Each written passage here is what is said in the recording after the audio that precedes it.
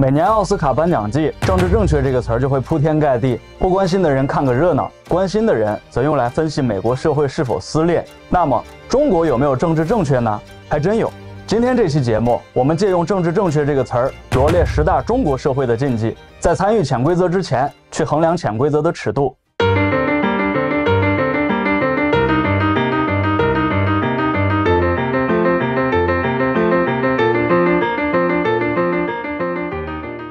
简单来说，政治正确是对弱者的同情和保护，比如不能冒犯少数族裔，不能冒犯女性，不能冒犯性少数群体。但是近些年，政治正确的泛滥让诸多话题成为绝对禁忌，要是胡说，不仅要被开除人籍，还有可能判罪罚款。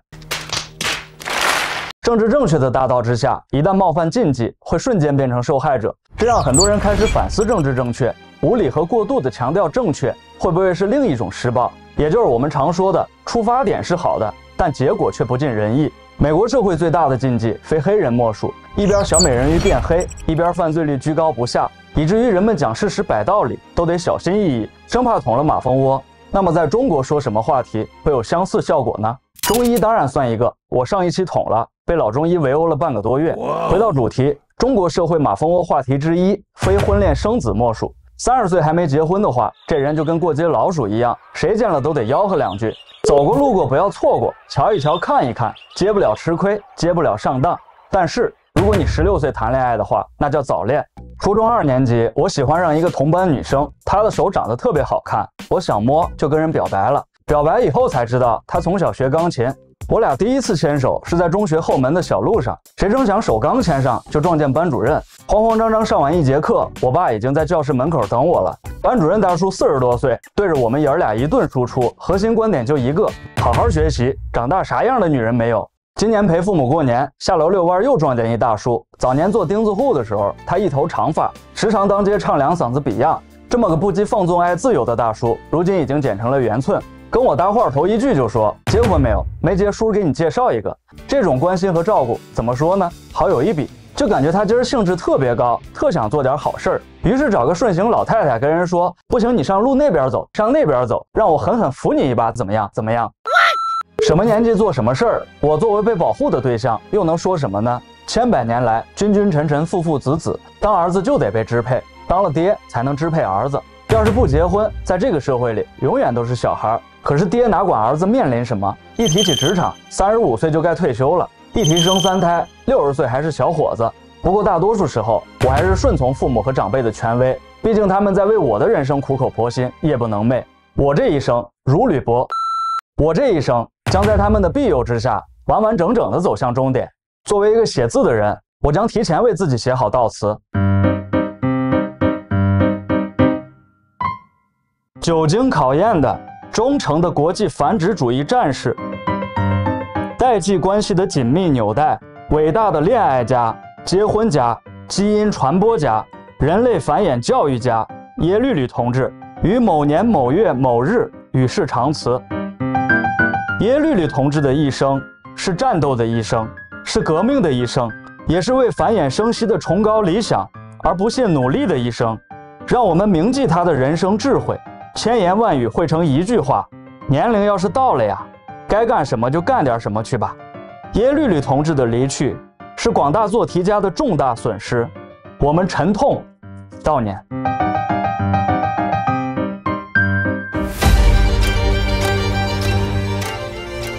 听过一个故事，讲刘强东的奋斗史。1992年的刘强东在江苏宿迁参加高考，考试成绩不错，随便上个清华北大都不在话下。刘强东这个人比较有梦想，知道清北只是暂时满足虚荣心，要是真想做一番事业，还是得选个好专业。于是他找高中老师帮他出主意，老师问他将来想干点啥，刘说我想为人民服务，先当个县长啥的，造福一方黎民。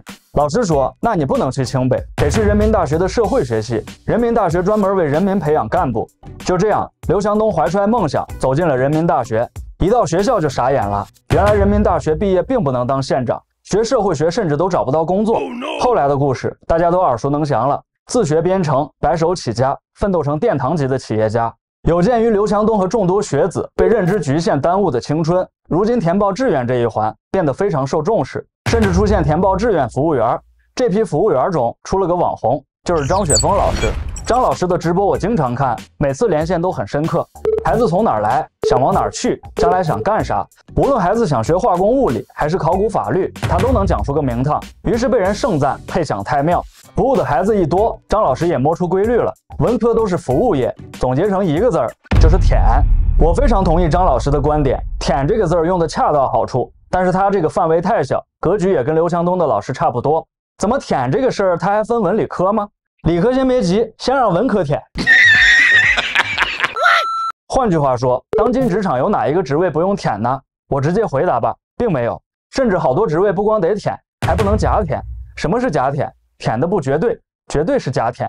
这个舔文化在中国社会也是一桩政治正确。如果不舔会怎样？那下场可惨喽！大学生养猪年薪10万，外卖小哥3年狂挣102万，年轻人摆地摊月入5位数。不想996是不是？那你得有好文凭，成为穿长衫的孔乙己。打小缺福报是不是？加入996天团，当个正经的骆驼祥子。什么？还想继续进修？没关系，考个研成为范进。一个字，绝。发现了吗？问题不是我们想不想舔，而是能去哪里舔。我们鄙视范进，当不上孔乙己，就做起了骆驼祥子，最终成了别人眼里的一坨翔。意不意外？开不开心？明白人已经听出来了，舔对下位者来说是一种竞争手段，对上位者则是一种淘汰机制。而舔这个体系，它会鼓励人们一边舔一边享受舔，所以非常稳定。早先我在解读黑社会的影片中说过，我们就像猴子爬树，往上看是屁股，往下看是笑脸，左右看全是耳目。一旦攀上这棵树，就要有抵达树冠的决心，舔得苦中苦，方为猴上猴。至于早年间谈论的什么讨好型人格，根本不存在的。因为只有成为人尖儿，才能摆脱舔的命运。按说舔是一种生理行为，听上去难受大于享受，尤其在你不想舔又不得不舔的时候，还有吐啊！在我看来，舔非常具有文学性。文学在哪儿呢？就是一看到有人舔吧，生理和心理就通感了。所以说，无论你是舔人的还是被舔的，其实心里都恶心，但你还不能呲牙咧嘴。在东晋时期的会稽郡上虞县，有一位美貌女子，不顾世俗约束，乔装成男子前往会稽城读书。茂县书生与女子一见如故，同窗3年后，两人私定终身。可惜当时的男婚女嫁讲究个门当户对，女子父母将她许配给了茂县太守的儿子。书生位卑言轻，忧郁成疾，不治身亡。女子出嫁当天，经过书生埋葬的九龙墟，头身开裂的坟中殉情。随后坟墓飞出一对蝴蝶，翩翩起舞，结伴而去。这位女子名叫祝英台，书生名叫梁山伯。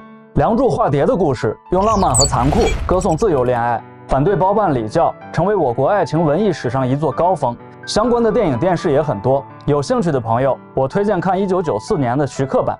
梁祝讲了几百年，人们还是没有走出门当户对和相亲包办，保不齐还有人数落祝英台呢，说这姑娘真是死心眼，嫁给富二代荣华富贵不香吗？要是有人反对说，难道人不该追逐爱情吗？这些人就会放出大招，说想白嫖就说想白嫖，别拿爱情当令箭。瞧，引战成功，又一个中国式政治正确，门当户对。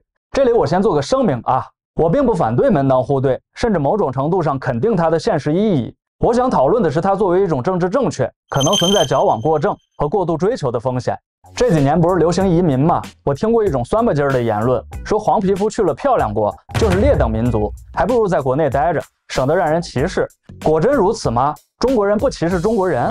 我一听就笑了。要不咱去各大1线城市的相亲角体验体验，看看啥叫阶级歧视的大型修罗场。多高多重啥工作1月多钱先放一边，父母是农村还是城镇，是工人还是公务员，退休金1月能领多少，腿折了医保报销比例如何，保证你不出3分钟就对自己的阶级定位门清。那些举着牌子的叔叔阿姨，就跟太上老君炉子里修炼过一样，火眼金睛一瞧就知道你是贫下中农还是小资产阶级知识分子。我又得说句俏皮话，老中医瞧病都没这么准。进退第1期讲彩礼提过，婚姻是组建小共同体，抵御风险，降低成本，而门当户对背后的目的就是保护既有资产，确保小共同体资产不缩水，还能大幅增加。所谓强强联合、政治联姻，就是这一类极端案例。进入现代社会之后，人们更看重婚姻的幸福度，共同体属性渐渐消解，而影响婚姻幸福度的，除了婚前财富积累，更多是婚后的经营模式。怎么理解呢？简单来说，就是俩人结婚，再怎么门当户对，该出轨还是出轨，该离婚还得离婚。这里牵扯的东西比较多，插一句吧，我们组建共同体的方式是典型的农耕民族的特点，因为种植产业比较倚重经验，通过血缘相传最为稳妥。而现代工作和事业这事儿是基督教的产物，我们农耕基因里没这东西。如果非找一个类似的，那就是勤劳和内卷。毕竟四体不勤，只能等着饿肚子。这个文化差异，我们找机会细聊。现代人既要上班，又想门当户对，怎么确保婚姻幸福呢？我只能说很难确保，原因之一是城市在变大，工作时间在变长。根据统计分析，2004年，美国一起吃晚饭的家庭不到30%，近1/4的人每周与家人共进晚餐不到4次。这种聚少离多的模式最容易引发幸福灾难。这不，还有一个更微小而直接的因素。瑞典的一项研究发现，通勤时间在45分钟以上的人，离婚概率会额外高出40%。做视频节目1年，整个过程很奇妙。我从抗拒短视频到接纳短视频，进而消费短视频。现在每期节目上传后，还会做一些切片发到短视频平台。而我自己在这个过程中也成了短视频的创作者。以前觉得短视频俗气、洗脑，还浪费时间。这种偏见就像恨日本人一样，忽略了人群当中有坏人也有好人。我同样忽略了短视频的具体内容，有营养丰富的，也有食之无味的。当然，还有个因素是算法，它会不断推你喜欢的内容。总体来说，1年观察下来有2个心得：第一，短视频随着从业人数增加，日渐内卷的同时，质量也在提高；第二，长期单一消费短视频，除了嘻嘻哈哈之外，只能找到符合自己立场的观点。某种意义上讲，会造成群体短视。短视频质量就不说了，着重讲讲群体短视吧。17年到现在，短视频野蛮生长，帮整个社会塑造了很多价值观。比如全国男人都怕老婆，都藏私房钱，长得漂亮爱展示的女生就是在找接盘侠。男人没房不配结婚，女人没房没有底气。最离谱的是，前2天看到一个调查问卷，假如有天财富自由了，你最想干什么？1半以上的人回答买一套属于自己的房。Oh my god！ 哇！男人必须得有房是一种政治正确，人人都得有房，当然主要是女人也得有房，是一种比较有骨气的政治正确。生活中不断有人问住哪里啊？租的买的？这时候就比较考验技巧。租房子的顿时感到自卑，买房子的恨不得掏出房产证。我以前文章写过，房子和车子都是工具，人才是最终目的。别把自己当工具，用房车做目的。站在2024年回看，我觉得我特别幼稚，因为人确实是工具，很多人凑在一起就是一部机器。楼市在很长一段时间里靠着丈母娘的虚荣成长，但房价节节攀升的数据背后，丈母娘的占比恐怕没多少，更多的是炒房团和虚假万人谣。这有点像短视频对价值观的影响，只起到加速和强化的作用。如今楼市惨淡，很多3、4线和小县城房子甚至无人问津，可人的房地产信仰依然在心头萦绕，久久不能散去。这是为什么呢？1944年的冬天，由于德国纳粹的封锁，荷兰西部人民只能忍饥挨饿、风餐露宿，史称荷兰大饥荒。后来研究表明，孕妇经历饥荒所产的孩子多患有糖尿病、肥胖症、心血管疾病和肾功能障碍，他们体型往往比正常人要小，下一代仍然比一般人体型小。相似事件在中国也发生过，60年代出生的孩子，也就是我们的父辈，同样是这么个情况。对上述事件的研究，在科学上叫做表观遗传学，是一门研究环境影响基因表达的学问。经历过饥荒的母亲产生表观遗传变化，把这些信息遗传给后代，而细胞分裂的过程中，这些信息会附着在 DNA 上，进而传给下一代。房地产信仰的影响肯定还没到基因层面，可它已经表现出代际遗传现象。因为除了双螺旋结构，人类还有另一条 DNA， 叫做文化。有时候看新闻，大家都在渲染一种末世景象。什么房价腰斩啦，百城大跌啦，头部开发商完犊子啦，我就会想起表观遗传学的启示：只要地产信仰不灭，中国楼市肯定再创辉煌。我们要对楼市复苏有信心，只要人人都买上一套房，世界将变成美好的人间。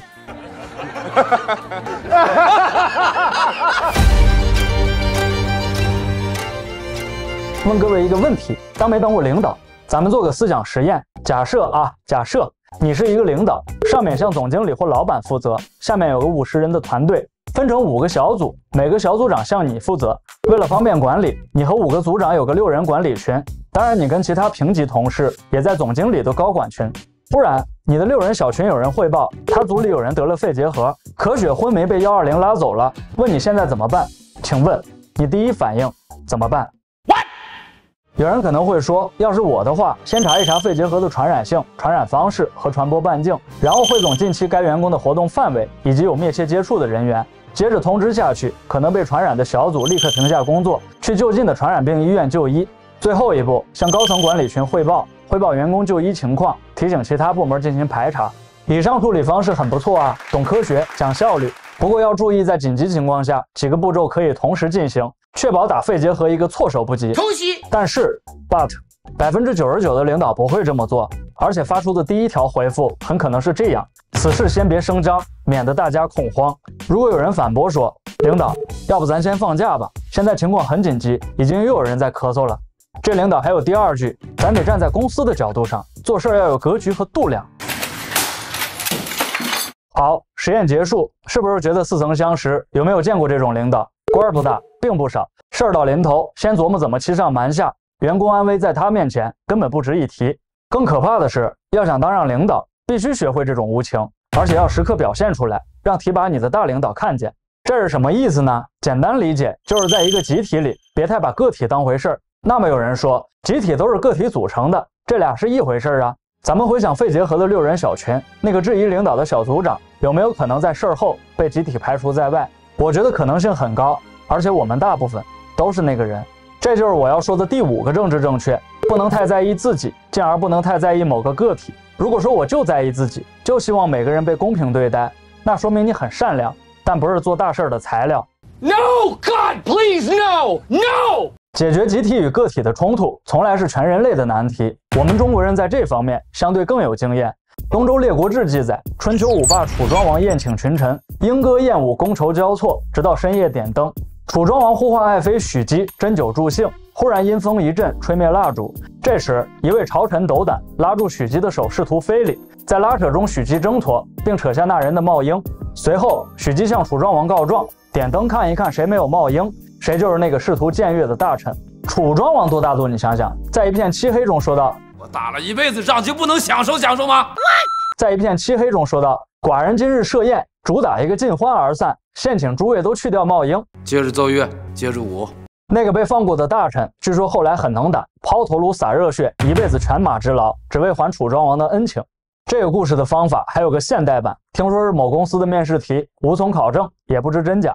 说有1000杯水，其中只有1杯有毒，请问怎么把毒水找出来？正确答案是随便倒掉1杯，然后告诉大伙，毒水已经被法办，请大家放心饮用。Oh my God！ 楚庄王固然大度，私德也无可挑剔，可他满足私德的手段，却是一人有病全家吃药的小把戏。而这个世上的楚庄王没几个，更多的人是许姬、甄姬和虞姬，以及喝剩下999杯水的其他什么姬。当然也不用太沮丧，我们维护虚构的集体，不是还能摸一把身边的许姬吗？所以出了事儿啊，一定不要恐慌，先把大家稳住。